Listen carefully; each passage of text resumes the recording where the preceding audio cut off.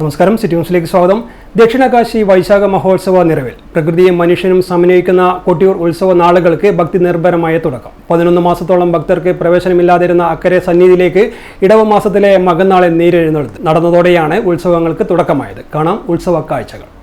ബാവലിപ്പുഴയിൽ മുങ്ങി ഈറൻ മാറാതെ കാനനപാത താണ്ടിയുള്ള യാത്ര. കാറ്റും മഴയും വകവയ്ക്കാതെ തിരുവഞ്ചിറ വലം വെച്ച് വിശ്വാസികൾ. പ്രകൃതിയും മനുഷ്യനും വിശ്വാസവും ഒരുമിക്കുന്ന അപൂർവ കാഴ്ച. ഉത്സവകാലത്ത് മാത്രം ഒരുക്കുന്ന അക്കരെ കൊട്ടിയൂരിലെ ഓലമേഞ്ഞ പർണശാലകളും ഓടപ്പൂവുകളും പ്രകൃതിയോടിണങ്ങിയ മറ്റ് കാഴ്ചകളാണ്. ആയിരക്കണക്കിന് വിശ്വാസികളാണ് ബാവലിപ്പുഴയോരത്തെ ഈ യാഗഭൂമിയിലേക്ക് ഓരോ ദിവസവും ഒഴുകിയെത്തുന്നത്.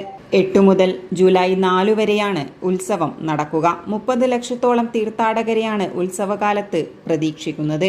2000 വാഹനങ്ങൾക്ക് പാർക്ക് ചെയ്യാനുള്ള സംവിധാനവും ഇത്തവണ ഒരുക്കിയിട്ടുണ്ട്. 15-നാണ് തിരുവോണം ആരാധന നടക്കുക. 17-ന് ഇളനീർ വെപ്പ്, 18-ന് ഇളനീരാട്ടം, 20-ന് രേവതി ആരാധനയും 24-ന് രോഹിണി ആരാധനയും നടക്കും. 26-ന് തിരുവാതിര ചതുശതം, 27-ന് പുണർദം ചതുശതം, 28-ന് ആയില്യം ചതുശതം, 30-ന് കലംവരവ് കലം പൂജ, ജൂലൈ 3-ന് അത്തം ചതുശതവും വാളാട്ടവും കലശപൂജ എന്നിവയും നടക്കും. 4-നാണ് തൃക്കലശാട്ട്. City news, Kannur. കൂടുതൽ വാർത്തകൾ അറിയാൻ സിറ്റി ചാനൽ വാട്സ്ആപ്പ് ഗ്രൂപ്പിൽ ജോയിൻ ചെയ്യുക. ഒപ്പം യൂട്യൂബ് ചാനൽ സന്ദർശിക്കുക. വാർത്ത ഇവിടെ അവസാനിക്കുന്നില്ല. മറ്റൊരു വാർത്തയുമായി വീണ്ടും കാണാം. നമസ്കാരം.